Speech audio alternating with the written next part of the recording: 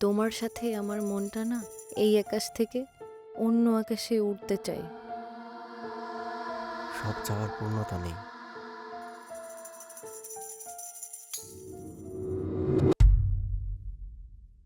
এই আইসক্রিমটা করলার মতো তিতা। কোন আইসক্রিম তিতা?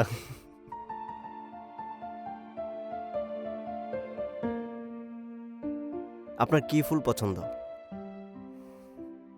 গোলাপ। আমার ঘাস ফুল পছন্দ। আমাকে মাফ করে দাও আল্লাহ, যে ভুল আমি করেছি।